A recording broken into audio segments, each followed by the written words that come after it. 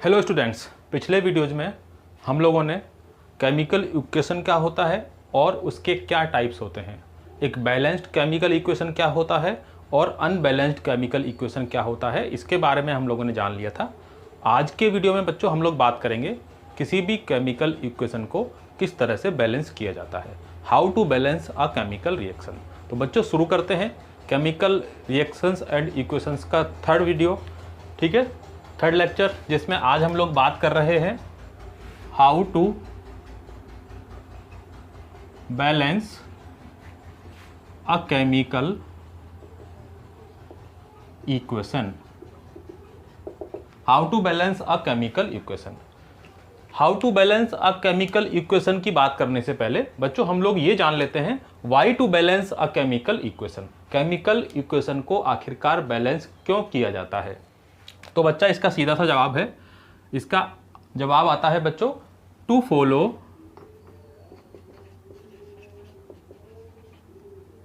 Law of mass conservation. Mass conservation के law को follow करने के लिए हम लोग क्या करते हैं बच्चों, केमिकल इक्वेशन को बैलेंस करते हैं। तो व्हाट इज मास कंजर्वेशन, मैं आपको एक बार थोड़ा सा बता देता हूं। अकॉर्डिंग टू मास कंजर्वेशन, मान लीजिए कि मेरे पास में क्या है, कोई केमिकल रिएक्शन है H2 + O2 and it is giving H2O, ठीक है। तो अगर हम लोग बात करें according to mass conservation law, the mass of the reactant, total mass of the reactant must be equal to total mass of the products, ठीक है। क्या हो गया mass conservation law, total mass of the reactants, ठीक है, must be equal to total mass of the products. यहां पर reactants कौन है, H2 एंड O2, तो इनका जो टोटल मास है वो H2O या प्रोडक्ट्स के टोटल मास के इक्वल होना चाहिए। अब अगर हम लोग बात करें बच्चों यहाँ पर H2 और O2, इसके मास को हम लोग एक बार देख लेते हैं। H2 का मास क्या हो गया बच्चों, 2, ऑक्सीजन का मास 16 × 2 × 16, देखते हैं इसके बराबर है या नहीं। H2O का क्या होता है, 2 + 16, तो ये कितना हो गया, 32, 34 and 18, that is not equal, ठीक है। तो बच्चों इसीलिए हम क्या करते हैं, केमिकल इक्वेशन को बैलेंस करते हैं, ताकि दोनों तरफ रिएक्टेंट साइड में और प्रोडक्ट साइड में जो इनका मास है, रिएक्टेंट का मास और प्रोडक्ट का मास क्या हो जाए, इक्वल हो जाए। और जैसे ही मास इक्वल होगा तो केमिकल इक्वेशन क्या हो जाएगा बच्चों, according to mass conservation law को फॉलो करने लगेगा, ठीक है। इसलिए बच्चों हम लोग क्या करते हैं, केमिकल इक्वेशन को बैलेंस करते हैं। अगर इस इक्वेशन को हम लोग बैलेंस करें तो ये कुछ इस तरह से हो जाएगा, ठीक है। और अब अगर हम लोग मास को चेक करें, अब बच्चों हम लोग मास को चेक कर लेते हैं। 2H2 4 + 2 × 16 2 × 2 + 16,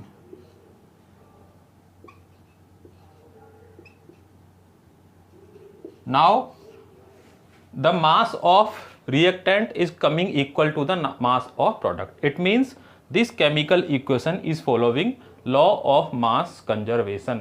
तो बच्चों इसीलिए किसी भी केमिकल इक्वेशन को बैलेंस किया जाता है ताकि वो अपना मास कंजर्वेशन लॉ को क्या कर सके, फॉलो कर सके। अब बच्चों हम लोग बात करते हैं कि how to balance a chemical equation, किसी भी केमिकल इक्वेशन को बैलेंस कैसे करते हैं। तो बच्चों केमिकल इक्वेशन को बैलेंस करने के लिए हम लोग एक केमिकल इक्वेशन ले लेते हैं। एक एग्जाम्पल हम लोग ले लेते हैं। फॉर एग्जाम्पल, जब मैं Fe का रिएक्शन बच्चों H2O के साथ करा रहा हूं, Fe + H2O, it will give Fe3O4 + hydrogen gas, ठीक है। Fe वाटर के साथ में रिएक्ट करके Fe3O4 एंड हाइड्रोजन गैस मुझे दे रहा है। ये हो गया बच्चों अपना iron, this is water, this is my ferrosoferric oxide, ferrosoferric oxide, या बच्चों इसी को क्या बोलते हैं, मैग्नेटाइट। अब मान लीजिए बच्चों हमको इस केमिकल इक्वेशन को क्या करना है, बैलेंस करना है। इस केमिकल इक्वेशन को बैलेंस करने के लिए जो हमारे एनसीईआरटी के रूल्स हैं, जो एनसीईआरटी की बुक में जो रूल्स गिवन है उसके अकॉर्डिंग अगर हम लोग बात करें तो सबसे फर्स्ट स्टेप में हम लोगों को बच्चों क्या करना होता है, हम लोगों को किसी भी केमिकल इक्वेशन में पार्टिसिपेट करने वाले सब्सटेंस के जो केमिकल फॉर्मूला होता है उसके चारों तरफ हम लोगों को एक क्या करना है बच्चों, बॉक्स बनाना होता है। ये सिंपल रूल्स हैं बच्चों, मैं सिर्फ इसलिए बता रहा हूँ ताकि आप लोग एक तरह से एनसीईआरटी को कवर कर सको। ठीक है, ये बॉक्स बनाने का एक ही मतलब होता है हमारा बच्चों, जो भी कुछ हमको चेंज करना है, मान लीजिए मुझे Fe के नंबर ऑफ एटम्स को मुझे इंक्रीज करना है तो मैं इसके अंदर कुछ भी इस तरह से नहीं कर सकता। अगर मुझे कुछ भी इसमें एडिटिंग करना है तो मैं या तो बाहर करूंगा, ठीक है, या बाहर ही कर सकता हूं मैं, अंदर इसके कुछ भी मैं चेंज इसमें नहीं कर सकता। ठीक है बच्चों, अगर मैं यहाँ 2 करना चाहूँ तो मैं यहाँ 2 नहीं कर सकता। ठीक है, तो यही एक मकसद होता है अपने इन फॉर्मूला के चारों तरफ बॉक्स बनाने का। ठीक है, अब बात करते हैं बच्चों सेकंड स्टेप में। सेकंड स्टेप हमारा क्या होता है, केमिकल इक्वेशन के जो हर एक एलिमेंट है उसके नंबर ऑफ एटम्स को हम लोग दोनों साइड में एक बार चेक करते हैं कि लेफ्ट हैंड साइड में कितने नंबर ऑफ एटम्स हैं और राइट हैंड साइड में कितने नंबर ऑफ एटम्स हैं।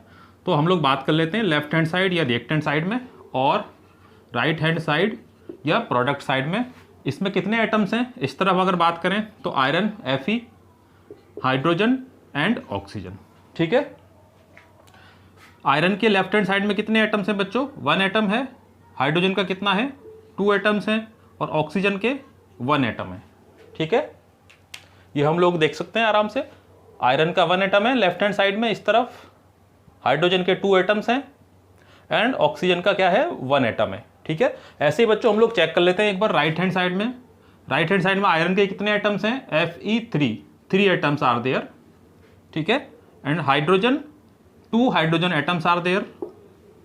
ठीक है, what about oxygen atoms, 4 oxygen atoms are there in left hand side. ठीक है, sorry right hand side.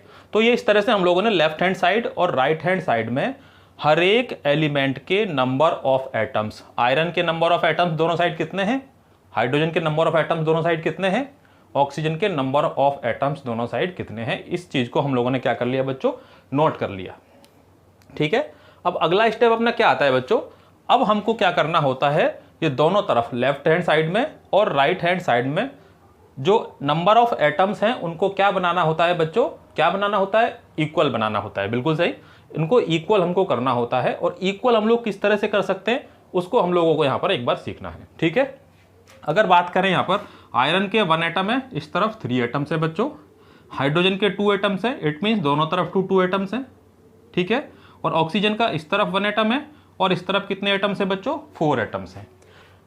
NCERT के जो रूल गिवन है उसके अकॉर्डिंग बच्चों केमिकल इक्वेशन को बैलेंस वहां से स्टार्ट करना शुरू करते हैं जिस कंपाउंड में सबसे ज़्यादा नंबर ऑफ एटम्स प्रेजेंट होते हैं। अगर बात करें यहाँ पर तो इसमें Fe के 3 एटम्स हैं और ऑक्सीजन के 4 एटम्स हैं, 7 एटम्स हैं। ठीक है, और उसमें भी उस एटम को सबसे पहले बैलेंस करेंगे जो सबसे ज़्यादा नंबर में है। अगर हम लोग यहाँ पर बात करें तो ऑक्सीजन के 4 एटम्स हैं और आयरन के 3 एटम्स हैं। ठीक है, तो इट मीन्स सबसे पहले हम लोगों को शुरुआत कहाँ से करनी है बच्चों, ऑक्सीजन एटम को बैलेंस करने से शुरुआत करनी है। तो ऑक्सीजन एटम को बैलेंस हम लोग कर लेते हैं। इस तरफ ऑक्सीजन के 1 एटम है और राइट हैंड साइड में 4 एटम्स है। तो इसको 4 बनाने के लिए मुझे यहाँ पर 4 से मल्टीप्लाई करना पड़ेगा so that it's comes to be 4। ठीक है, इसका कितना आ जाएगा नंबर ऑफ एटम, 4 आ जाएगा। अब इसको मैंने क्या कर दिया, 4 से मल्टीप्लाई कर दिया ऑक्सीजन को। तो इस तरफ मैंने यहाँ पर क्या कर दिया बच्चों, 4 से मल्टीप्लाई मैंने कर दिया। इसको मैं इस तरफ एक बार लिख देता हूँ, Fe + 4H2O Fe3O4 + H2।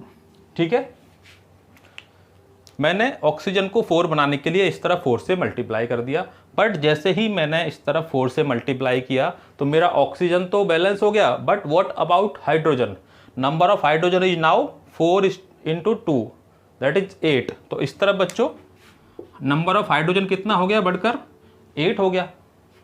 ठीक है, और इस तरफ बच्चों कितना है अपना नंबर ऑफ हाइड्रोजन, इस तरफ मेरे पास में केवल अभी नंबर ऑफ हाइड्रोजन 2 है।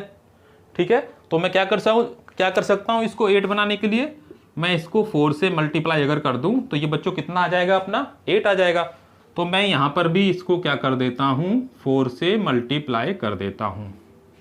ठीक है, अब मेरा ऑक्सीजन बैलेंस हो गया और हाइड्रोजन बैलेंस हो गया।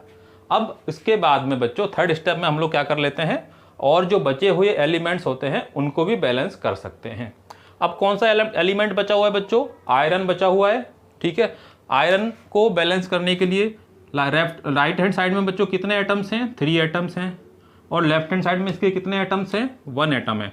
तो इसको अगर हम यहाँ पर मल्टीप्लाई कर दें 3 से, तो दोनों साइड इसमें क्या हो जाएगा, एटम्स का नंबर 3 3 हो जाएगा। इट मीन्स इसको मैं यहाँ पर 3 से मल्टीप्लाई कर सकता हूँ। ठीक है, तो ये अपना हो गया बैलेंसिंग के स्टेप्स। उसके बाद में जो अपना नेक्स्ट स्टेप आता है बच्चों, उसमें हमको वापस से एक बार चेक करना होता है कि लेफ्ट हैंड साइड में और राइट हैंड साइड में जो हम लोगों ने बैलेंसिंग करी है उसके बाद में नंबर ऑफ एटम्स इक्वल है या इक्वल नहीं है, एक बार हमको चेक करना होता है। तो वापस से एक बार देख लेते हैं। आयरन के 3 एटम्स हैं लेफ्ट हैंड साइड में, 3 एटम्स है। ठीक है, इस तरफ भी आयरन के कितने एटम्स हैं, 3 एटम्स हैं। हाइड्रोजन एटम्स कितने हैं बच्चों लेफ्ट हैंड साइड में, 4 × 2 8 एटम्स। ठीक है, और इस तरफ भी बच्चों कितने हैं, 4 × 2 8 एटम्स हैं। And what about oxygen, oxygen के कितने एटम हैं बच्चों, 4 मॉलिक्यूल्स ऑफ वाटर। ये इस तरह से होता है बच्चों, ये पूरे मॉलिक्यूल के लिए होता है जो आगे इसका नंबर होता है। तो ऑक्सीजन एटम कितने हो गए, 4 हो गए। और उस तरफ भी हम लोग बात करें तो ऑक्सीजन एटम तो 4 पहले से ही उसमें प्रेजेंट है। It means the chemical reaction और chemical equation is now balanced. ठीक है, तो ये अब केमिकल इक्वेशन क्या हो गई बच्चों, it is a balanced chemical balanced equation. तो इस तरह से बच्चों किसी भी केमिकल इक्वेशन को क्या किया जाता है बच्चों, केमिकल इक्वेशन को इस तरह से हम लोग बैलेंस कर सकते हैं। अब बच्चों हम लोग बात करते हैं केमिकल इक्वेशन को बैलेंस करने के बाद में किसी भी केमिकल इक्वेशन को और ज़्यादा इंफॉर्मेटिव बनाने के लिए हम लोग उसमें क्या कर सकते हैं। अभी अगर हम लोग बात करें तो इस केमिकल इक्वेशन से हम लोगों को क्या पता चल रहा है, इस केमिकल इक्वेशन से हमको पता चल रहा है 3 atoms of iron are reacting with 4 molecules of water. ठीक है, and giving 1 molecule of Fe3O4 and 4 molecule of hydrogen gas. तो ये हमको पता चल रहा है बच्चों इस केमिकल इक्वेशन से। अब हम चाहते हैं कि इस केमिकल इक्वेशन से हमें कुछ और ज़्यादा इंफॉर्मेशन पता चले, तो उसके लिए बच्चों हम लोग क्या करते हैं, किसी भी केमिकल इक्वेशन में बच्चों हम लोग जो उसमें रिएक्टेंट और प्रोडक्ट्स पार्टिसिपेट कर रहे हैं उनकी फिजिकल स्टेट को भी उसमें शो करते हैं। क्या करते हैं बच्चों, फिजिकल स्टेट को भी उसमें बच्चों शो किया जाता है किसी भी केमिकल इक्वेशन में।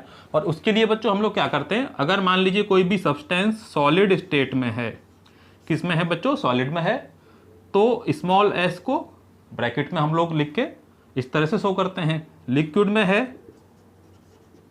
तो उसको L से शो करते हैं, L फॉर लिक्विड। अगर गैस में है बच्चों तो उसको स्मॉल g से इस तरह से ब्रैकेट में लिख के हम लोग शो करते हैं। और अगर एक्वस सॉल्यूशन है,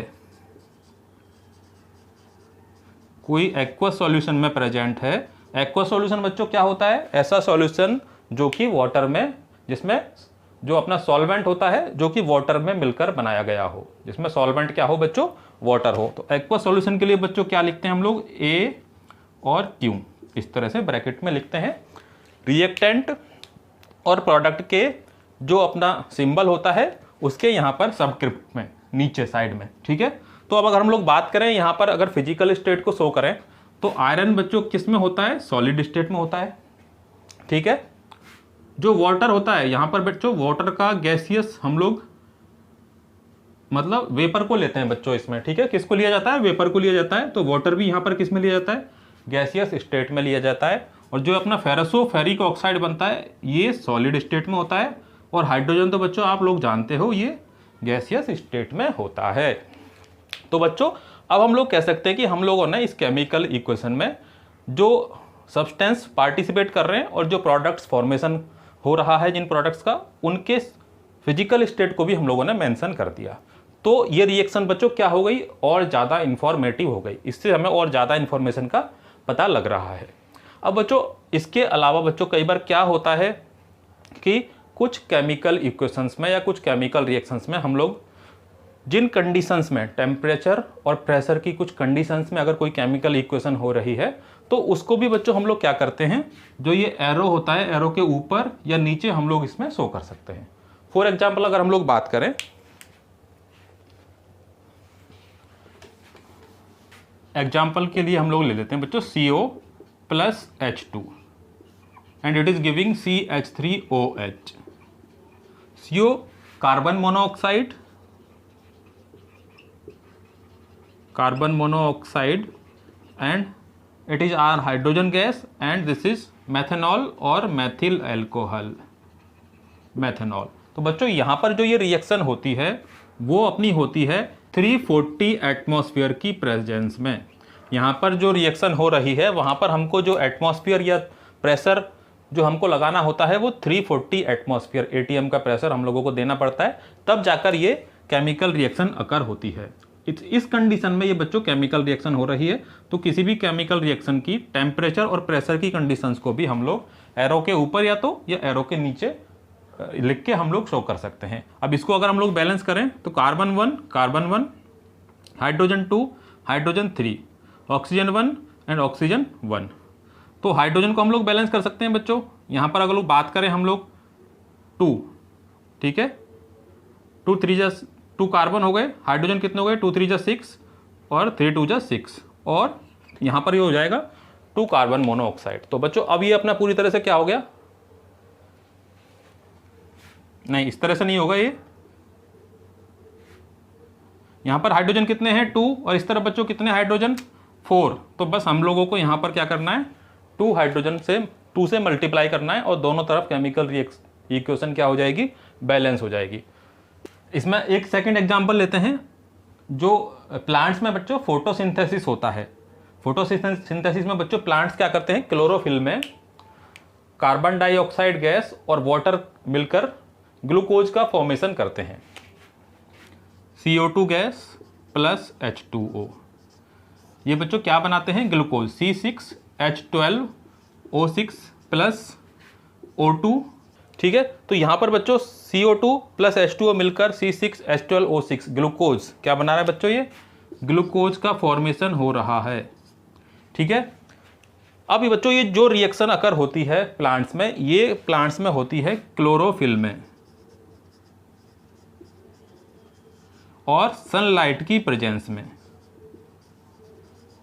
ठीक है। किस में हो रही है, सनलाइट की प्रेजेंस में। इसीलिए बच्चों जैसा कि मैंने बताया टेम्परेचर या प्रेशर की कंडीशंस को या किसी भी कैटेलिस्ट की अगर प्रेजेंस है तो उसको हम लोग किसी भी केमिकल इक्वेशन में एरो के ऊपर या नीचे शो करके इसमें हम लोग लिख सकते हैं। अब इस केमिकल इक्वेशन को अगर बैलेंस करें तो बच्चों कार्बन नंबर कितने हैं, इस तरफ 6 हैं, इस तरफ कितने हैं 1 है, तो इस तरफ 6 कर लेते हैं। हाइड्रोजन कितने हैं बच्चों, इस तरफ 12 हैं और इस तरफ कितने हो गए, ये 2 हैं, तो 6 2 जा 12 हो गया। और ऑक्सीजन 6 2 जा 12 प्लस 6 18, और इस तरफ बच्चों ऑक्सीजन कितने हैं 6 एंड 6 2 जा 12।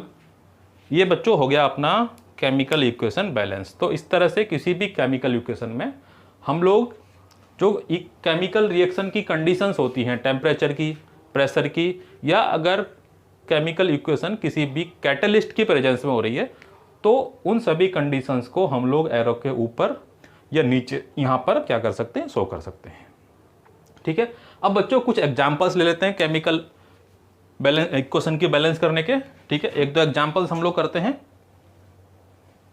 HNO3 plus CaOH whole twice gives CaNO3 whole twice plus H2O। We have to balance this chemical equation. HNO3 nitric acid, calcium hydroxide, calcium nitrate and water, ठीक है। तो बच्चों इसमें सबसे पहले हम लोगों को एज पर रूल्स के अकॉर्डिंग इसके चारों तरफ बॉक्स बनाना होगा, ठीक है। ये बॉक्स बनाने का काम हम लोग नहीं कर रहे। अब बात करते हैं बच्चों दोनों साइड में, लेफ्ट हैंड साइड और राइट हैंड साइड में। लेफ्ट हैंड साइड और राइट हैंड साइड में number of atoms of each element कितने हैं वो हम लोगों को यहाँ पर एक बार चेक करने हैं। तो सबसे पहले हम लोग हाइड्रोजन देख लेते हैं, नाइट्रोजन, ऑक्सीजन एंड कैल्शियम, ये ही 4 एटम्स हैं इसमें केमिकल रिएक्शन में। तो हाइड्रोजन का नंबर बच्चों इस तरफ कितना है, 1 इधर है, और 2 एटम्स बच्चों इस तरफ हैं, तो 2 + 1 3 हो गया। और उधर बात करें हाइड्रोजन की तो 2 एटम्स हैं राइट हैंड साइड में, ठीक है। नाइट्रोजन एटम्स की हम लोग बात करते हैं, नाइट्रोजन एटम 1 है बच्चों, इधर हमने 1 लिख दिया। इसके बाद बच्चों इधर कितना है नाइट्रोजन एटम, 2, ये 2 से मल्टीप्लाई हो रहा है पूरा, तो नाइट्रोजन एटम कितना हो गया बच्चों, 2 हो गया। अब बात करें ऑक्सीजन की, तो ऑक्सीजन कितने हैं बच्चों, 3 इस तरफ हैं और 2 इस तरफ है, 5। और उस तरफ नाइट्रोजन एटम कितने हैं, ऑक्सीजन एटम कितने हैं बच्चों, 3 × 2 = 6 + 1 7, ठीक है। ये 7 अपने क्या है, ऑक्सीजन एटम्स हैं। और कैल्शियम एटम दोनों तरफ बच्चों क्या है, 1 है, और इस तरफ भी 1 है। तो ये अपनी केमिकल इक्वेशन हो गई, और ये इनके दोनों साइड में नंबर ऑफ एटम्स हो गए हर एक एलिमेंट के। अब इसको हम लोगों को बैलेंस करना है, वो देख लेते हैं हम लोग किस तरह से इसको बैलेंस करेंगे। तो बच्चों सबसे पहले देखो, एज पर रूल्स वो कंपाउंड देखना है जिसमें सबसे ज़्यादा क्या है बच्चों, एटम्स हैं। और एटम्स में भी जिसका नंबर सबसे ज़्यादा है, ऑक्सीजन का बच्चों यहाँ पर 6 एटम्स हैं, ठीक है, 6 + 1 7 है। और इस तरफ बच्चों कितने हैं, 5 हैं, ठीक है। तो रूल्स के अकॉर्डिंग तो हमको क्या करना चाहिए था, इसको पहले बैलेंस करना चाहिए था, लेकिन ये थोड़ा सा टफ लग रहा है, तो इसको हम लोग बाद में देखेंगे। उससे पहले बच्चों हम लोग कौन से एटम को बैलेंस कर सकते हैं। सबसे पहले नाइट्रोजन देखो, इधर 1 है और नाइट्रोजन इस तरफ क्या है, 2 आ रहा है, ठीक है। तो अगर मैं नाइट्रोजन को यहाँ पर बैलेंस कर लूँ, इसको 2 से मल्टीप्लाई कर दूँ इस तरफ, तो नाइट्रोजन अपना 2 हो जाएगा, ठीक है। तो मैंने यहाँ पर क्या कर दिया बच्चों, 2 से मल्टीप्लाई कर दिया, नाइट्रोजन कितने हो गए, 2 हो गए, और इधर भी नाइट्रोजन कितने हो गए बच्चों, 2 हो गए, ठीक है। अब बात करते हैं हम लोग, जैसे ही मैंने नाइट्रोजन को किया बच्चों, तो हाइड्रोजन कितना हो गया इस तरफ, 2 + 2 4 हो गया हाइड्रोजन, ठीक है। और उस तरफ कितना है बच्चों, हाइड्रोजन 2 है। तो इस तरफ मैं इसको क्या कर देता हूँ, 2 से मल्टीप्लाई कर दूंगा, तो हाइड्रोजन कितने हो जाएंगे मेरे, हाइड्रोजन मिल जाएंगे मुझे 4 हाइड्रोजन हो जाएंगे दोनों तरफ, ठीक है। लेकिन जैसे ही मैंने इसको 2 से मल्टीप्लाई किया, ऑक्सीजन भी बच्चों कितना हो गया, 6 + 2, ऑक्सीजन इधर हो गया 8, ठीक है। और इस तरफ ऑक्सीजन कितना हो गया, 2 × 3 = 6, 6 और 2 8, इस तरफ भी ऑक्सीजन 8 हो गया और इस तरफ भी, चलो ऑटोमेटिकली ये बैलेंस हो गया। और कैल्शियम का क्या है बच्चों, कैल्शियम 1 है इस तरफ, और कैल्शियम क्या है, 1 है, ठीक है। तो एक बार हम लोग फिर से चेक कर लेते हैं दोनों तरफ हर एक एलिमेंट के number of atoms. Hydrogen 2 hydrogen बच्चों, 2 + 2 4 हाइड्रोजन, ठीक है। और उस तरफ 4 हाइड्रोजन, ठीक है। नाइट्रोजन 2 नाइट्रोजन, NO3 का होल ट्वाइस है, यहां भी 2 नाइट्रोजन, ठीक है। अब बात करते हैं ऑक्सीजन की, 2 × 3 = 6 ऑक्सीजन प्लस 2 ऑक्सीजन हमको यहां से मिलेंगे, 6 + 2 8 ऑक्सीजन। इस तरफ 3 × 2 = 6 ऑक्सीजन प्लस 2 ऑक्सीजन 8 ऑक्सीजन। और कैल्शियम को तो हम लोगों ने छेड़ा ही नहीं, कैल्शियम तो अपना पहले से ही बेचारा बैलेंस्ड है। तो ये हो गई बच्चों अपनी एक बैलेंस्ड केमिकल इक्वेशन, ठीक है। तो ये तो अपना एक सिंपल मेथड था, जिसको बच्चों हम लोग क्या बोलते हैं, हिट एंड ट्रायल मेथड,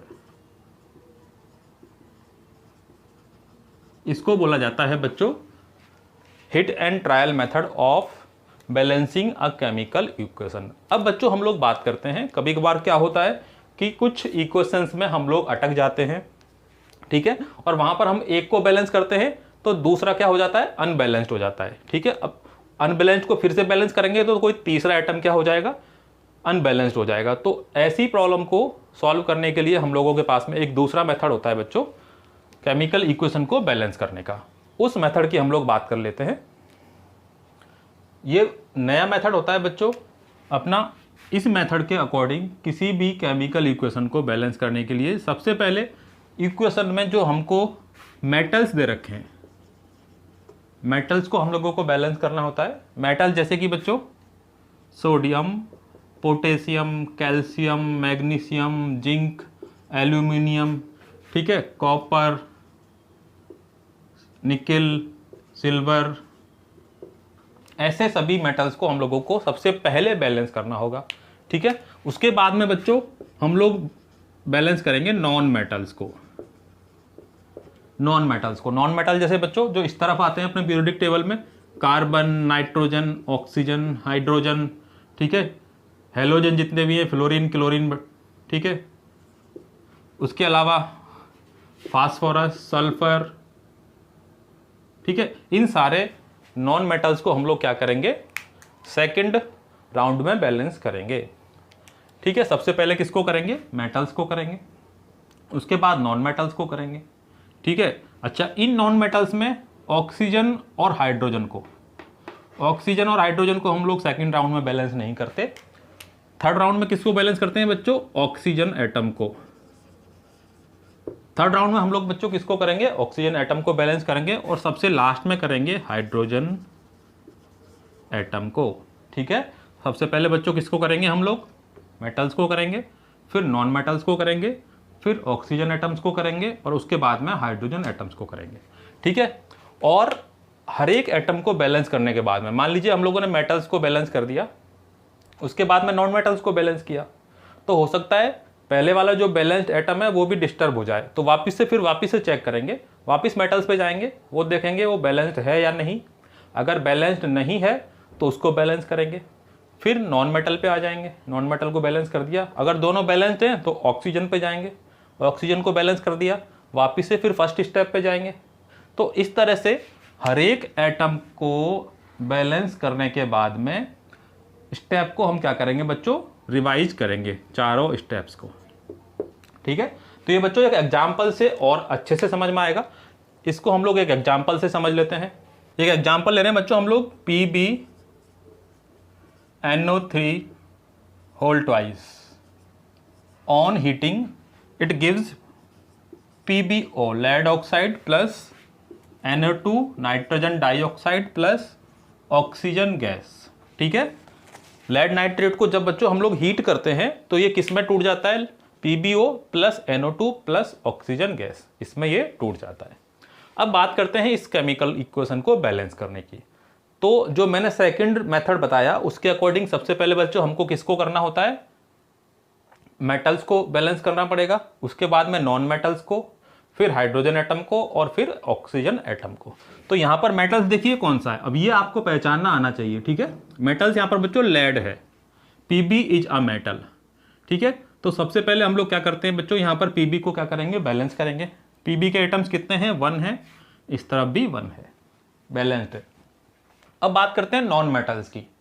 तो इस तरफ नाइट्रोजन अपना नॉन मेटल एटम है, नॉन मेटल है नाइट्रोजन, और इस तरफ नाइट्रोजन, ये भी बैलेंस्ड है, इधर भी बैलेंस्ड है। अब बच्चों बात आ गई अपनी ऑक्सीजन एटम पर। ऑक्सीजन एटम कितने हैं यहाँ पर, नाइट्रोजन एटम भी बैलेंस्ड नहीं है। नाइट्रोजन एटम बच्चों इस तरफ कितने हैं, 2 नाइट्रोजन एटम्स हैं, ठीक है। इस तरफ कितने नाइट्रोजन हैं, 2 नाइट्रोजन एटम्स हैं, और इस तरफ बच्चों नाइट्रोजन कितना है, 1 है। तो इसको मैं 2 से मल्टीप्लाई कर दूं, 2 से मल्टीप्लाई कर दिया, नाइट्रोजन बैलेंस हो गया। लेकिन मुझे फिर से फर्स्ट स्टेप पे जाना है, वापस से मेटल को देखना है, Pb बैलेंस्ड है, Pb बैलेंस्ड है। नॉन मेटल नाइट्रोजन 2 है, नाइट्रोजन इस तरफ भी बच्चों कितने हैं, 2 हैं। अब बात करते हैं अपन ऑक्सीजन एटम की। तो ऑक्सीजन एटम बच्चों इस तरफ कितने हैं, ऑक्सीजन एटम इस तरफ हैं बच्चों 6 ऑक्सीजन एटम, और इस तरफ अगर बात करें तो अपना 4, 1 + 4 + 2 दैट इज 7। कितने एटम्स हैं बच्चों अपने इस तरफ ऑक्सीजन के, 7 एटम्स हैं। तो ऑक्सीजन एटम को बैलेंस करने के लिए बच्चों इस तरफ 6 एटम्स हैं और इस तरफ क्या हैं, 7 एटम्स हैं। अब अगर मैं बात करूं बच्चों, इस तरफ मैं अगर यहाँ पर क्या कर दूं, 2 कर दूं बच्चों, ठीक है। यहाँ पर मैं अगर 2 कर दूं तो कितने हो जाएंगे, इस तरफ 8 अपने हो जाएंगे। मान लीजिए मैं इस तरफ क्या कर देता हूँ, ऑक्सीजन को बैलेंस करने के लिए मैं यहाँ पर 2 से मल्टीप्लाई कर देता हूँ ऑक्सीजन को बैलेंस करने के लिए। तो 6 इधर हो गए, ये 8 हो गए, अभी भी बैलेंस नहीं हुआ, ठीक है। तो मुझे क्या करना पड़ेगा, मैं एक बार वापस से दोबारा से ले जाऊंगा बच्चों, इसको मैंने 2 कर दिया। तो देखो लेड को वापस से मुझे चेक करना पड़ेगा, इसको बैलेंस करने के लिए मुझे क्या करना पड़ेगा बच्चों, यहाँ पर 2 से मल्टीप्लाई करना पड़ेगा। फर्स्ट स्टेप पे पहुँच गया मैं मेटल्स वाले पे, मेटल मैंने देख लिया 2Pb 2Pb। अब नॉन मेटल्स पे चलते हैं। नॉन मेटल्स कितने हो गए बच्चों? 2 × 2 4 हो गए। नाइट्रोजन के एटम्स 4 हो गए। इस तरफ मैं वापस से क्या कर देता हूं बच्चों, नाइट्रोजन के एटम्स को 4 कर देता हूं। नाइट्रोजन एटम बैलेंस हो गया और Pb एटम बैलेंस हो गया। अब बात करते हैं वापस से ऑक्सीजन एटम की। 3 × 2 = 6 और 6 × 2 = 12। ऑक्सीजन एटम कितने हैं? 12 है। और इस तरफ बच्चों 2 oxygen atom, 4 × 2 = 8 oxygen atom plus 2 oxygen atom, that is 12 oxygen atom. तो इट मीन्स हर एक एटम क्या हो गया अपना, इधर भी ऑक्सीजन 12 आ गया, इधर भी ऑक्सीजन 12 आ गया। वापिस से चेक कर लो, 2Pb 2Pb। नाइट्रोजन के 2 × 2 = 4 4 नाइट्रोजन।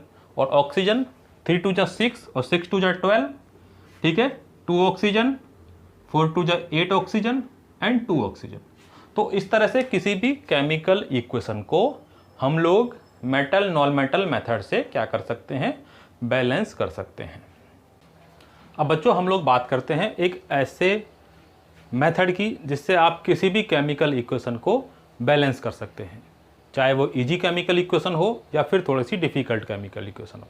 ठीक है, हम लोगों ने पिछले 2 मेथड पढ़े, hit and trial method and metal non metal method. उसकी हेल्प से हम लोग केमिकल इक्वेशंस को सॉल्व कर सकते हैं, केमिकल इक्वेशन को बैलेंस कर सकते हैं। इन केस इन 2 मेथड्स में हम लोग कहीं अटक जाते हैं तो फिर हमारे पास में जो रामबाण मेथड बचता है एक बच्चों, and that is ABCD method. ABCD method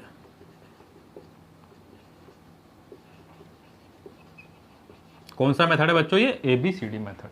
इस मेथड को समझने के लिए हम लोग एक एग्जांपल ले लेते हैं बच्चों।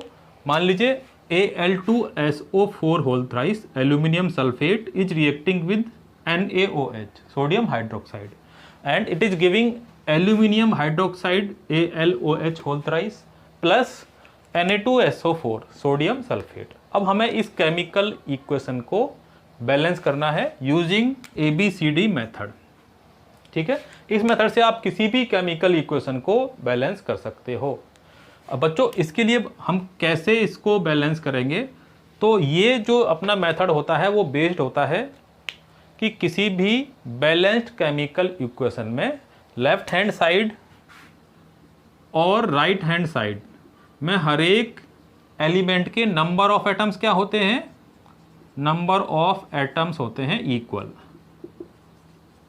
बस इसी को बेस बनाकर इसी की हेल्प से हम लोग इस मेथड से किसी भी केमिकल इक्वेशन को क्या कर सकते हैं, बैलेंस कर सकते हैं। दोनों तरफ हर एक एटम के क्या होंगे, नंबर सेम होंगे। इसमें बच्चों हम मान लेते हैं कि यहाँ पर इसके A नंबर्स पार्टिसिपेट कर रहे हैं इस मॉलिक्यूल के। कहने का मतलब इसके आगे मैं A लिख लेता हूँ बच्चों, इसके आगे मैं B लिख लेता हूँ और यहाँ C और यहाँ पर मैं क्या लिख रहा हूँ बच्चों, D। ठीक है, suppose A molecule of aluminium sulfate is reacting with B molecule of sodium hydroxide and giving C molecule of aluminium hydroxide AlOH whole thrice plus D molecule of sodium sulfate। अब बच्चों हम लोग बात करते हैं यहाँ पर एल्यूमिनियम के कितने एटम्स हैं रिएक्टेंट साइड में। रिएक्टेंट साइड में अगर बात करें तो एल्यूमिनियम के 2 एटम्स हैं इधर। ठीक है, और ये मल्टीप्लाई किससे हो रहे हैं, A से हो रहे हैं। अगर बच्चों यहाँ पर क्या होता, 2 की जगह पर मान लीजिए कोई नंबर होता 3, तो मैं क्या बोलता, एल्यूमिनियम के कितने एटम्स हैं बच्चों, 6 एटम्स हैं रिएक्टेंट साइड में। ठीक है, लेकिन अभी यहाँ पर क्या है, A एटम्स हैं। तो एल्यूमिनियम के बच्चों कितने एटम हो गए, 2A। ठीक है, रिएक्टेंट साइड में। और ये इक्वल होंगे प्रोडक्ट साइड में कितने हैं बच्चों, एल्यूमिनियम के हैं 1 एटम और वो मल्टीप्लाई है C से, 2A = C। ठीक है, बैलेंस्ड केमिकल इक्वेशन हम लोग इसको मान के चल रहे हैं। तो बैलेंस्ड केमिकल इक्वेशन में एल्यूमिनियम के एटम रिएक्टेंट साइड के प्रोडक्ट साइड के एल्यूमिनियम एटम्स के बराबर होंगे और ऐसा हमें हर एक एलिमेंट के लिए करना है। एल्यूमिनियम के बाद में सल्फर की बात करते हैं बच्चों हम। सल्फर के कितने हो गए, यहाँ पर सल्फर होल थ्राइस में है 3A। और भी है क्या सल्फर के एटम्स, कोई नहीं है बच्चों इधर। ठीक है, आगे बात करते हैं प्रोडक्ट साइड में सल्फर के कितने हैं, सल्फर 1 है मल्टीप्लाई बाय D, तो क्या हो गया सल्फर D हो गया प्रोडक्ट साइड में। रिएक्टेंट साइड में 3A हो गए, 3A, और प्रोडक्ट साइड में कितने हो गए 1D। ठीक है, अब बात करते हैं बच्चों हम लोग ऑक्सीजन एटम्स की। ऑक्सीजन एटम रिएक्टेंट साइड में कितने हैं, यहाँ पर O4 whole thrice 3, O4 whole thrice, तो कितना हो गया बच्चों ये ऑक्सीजन एटम, 12 ऑक्सीजन एटम हो गए, और ये मल्टीप्लाई है किससे, A से, 12A। ऑक्सीजन के यहाँ पर और भी एटम्स हैं, 1 एटम है, B से मल्टीप्लाई है, तो 12A प्लस B, ये हो गए अपने रिएक्टेंट साइड में ऑक्सीजन के एटम। ये बराबर होंगे बच्चों प्रोडक्ट साइड में ऑक्सीजन के एटम्स के। तो प्रोडक्ट साइड में ऑक्सीजन के एटम्स कितने हैं, O का whole thrice 3C plus O4 4D, O4 है और इसको D से मल्टीप्लाई कर रखा है तो 4D, ये ऑक्सीजन के एटम्स हो गए। अब हम लोग बात करते हैं सोडियम एटम्स की। सोडियम के कितने एटम्स हैं बच्चों, इस तरफ 1 है और B से मल्टीप्लाई है, तो B एटम हो गया रिएक्टेंट साइड में, और कोई एटम नहीं है सोडियम का इधर। प्रोडक्ट साइड में देखें तो 2 एटम्स हैं और वो D से मल्टीप्लाई हैं, तो क्या हो जाएगा 2D। ठीक है, और लास्ट में बच्चों हाइड्रोजन एटम्स। हाइड्रोजन के कितने एटम हैं, 1 into B, B equals to, इस तरफ हाइड्रोजन के कितने एटम्स हैं, whole thrice 3 into C, 3C। ठीक है, तो इस तरह से बच्चों हमने हर एक एटम एलिमेंट के नंबर ऑफ एटम्स को ABCD की फॉर्म में लिख के क्या कर दिया, बराबर कर दिया। ठीक है, अब हम किसी भी एक अल्फ़ाबेट को ABCD में से किसी को भी जो सबसे ज़्यादा बार है, A यहाँ पर भी है, A यहाँ भी है, A यहाँ भी है, A 3 टाइम्स है, तो इसको हम बच्चों क्या करेंगे 1 मान लेंगे। लेट A इक्वल्स टू 1, हमने A को क्या कर लिया बच्चों 1 मान लिया। अब जैसे ही मैंने A को 1 माना, 2 इंटू 1 इक्वल्स टू C, तो C की क्या वैल्यू आ गई बच्चों, C इज ऑल्सो 2। ठीक है, अच्छा जैसे ही मैंने C को 2 माना, तो यहाँ पर मैं बात करूँ, यहाँ रख लीजिए, A को मैंने क्या माना 3A1 माना, A को 1 मान लिया, तो D क्या आ जाएगा मेरे पास में, D इक्वल्स टू 3 आ गया, ACD आ गया। अच्छा B की बात कर लेते हैं, अब B क्या आ जाएगा बच्चों, यहाँ से ले लीजिए, चाहे आप यहाँ से कैलकुलेट कर सकते हो, B इक्वल्स टू 2D, तो D का वैल्यू कितना है अपना, D की वैल्यू है 3, तो B क्या आ गया 6 आ गया। चाहे यहाँ से निकाल लो आप, B equals to 3 into C क्या था 2 था, तो यहाँ से भी 6 आ जाएगा, और B की वैल्यू अपनी 6 आई है ही सही। ठीक है, तो कहीं से भी आप निकाल सकते हैं, ये चारों वैल्यू अपने को निकालनी है बच्चों, और चारों वैल्यू निकालने के बाद में हम क्या करेंगे, जो हम लोगों ने यहाँ पर ABCD पुट किया था उसके प्लेस पर हम इसको रिप्लेस कर देंगे। तो यहाँ पे क्या आएगा बच्चों, A का 1 आ गया, तो 1 को तो अपन लिखते नहीं है। ठीक है, उसके बाद में B का क्या आया value, B is 6, C is 2 and D is 3। तो बच्चों ये अपना हो गया बैलेंस्ड केमिकल इक्वेशन, बस इतना ही अपने को करना है। ठीक है, कोई हिट एंड ट्रायल मेथड नहीं, कोई नॉन मेटल मेथड नहीं। ठीक है, इसके बेसिस पे आप लोग इसको बैलेंस कर सकते हैं, और अब बैलेंस करने के बाद एक बार हम इसको बच्चों क्या कर लेते हैं, चेक भी कर लेते हैं। हम लोग चेक कर लेते हैं, एल्यूमिनियम के 2 एटम्स हैं बच्चों, एल्यूमिनियम के 2 एटम्स इक्वल हो गया, सल्फर के 3 एटम्स हैं, यहाँ पर सल्फर के 3 सल्फर भी बैलेंस्ड हो गया बच्चों। ठीक है, सल्फर बैलेंस्ड हो गया। ऑक्सीजन के कितने हैं, ऑक्सीजन बच्चों हैं अपने 4 3 जा 12, 12 प्लस 6 18 एटम्स, और इस तरफ ऑक्सीजन के 18 हैं, और इस तरफ बात करें तो ऑक्सीजन के 2 3 जा 6, 6 प्लस 3 4 जा 12 ऑल्सो 18। ठीक है, अब बचा अपना सोडियम, सोडियम के 6 सोडियम और 3 2 जा 6 सोडियम बराबर है। अब क्या, उसके बाद में क्या बचा बेटा, हाइड्रोजन, हाइड्रोजन के बच्चों 6 हाइड्रोजन, और इस तरफ हाइड्रोजन 3 है, 3 2 जा 6 हाइड्रोजन। तो इस तरह से बच्चों हम किसी भी केमिकल इक्वेशन को ABCD मेथड की हेल्प से बैलेंस कर सकते हैं। ये एक ऐसा मेथड है जो कभी भी आपको फेल नहीं करेगा, कहीं पर भी आपको फेल नहीं होने देगा। ठीक है, अगले वीडियो में बच्चों हम लोग बात करेंगे टाइप्स ऑफ केमिकल रिएक्शंस,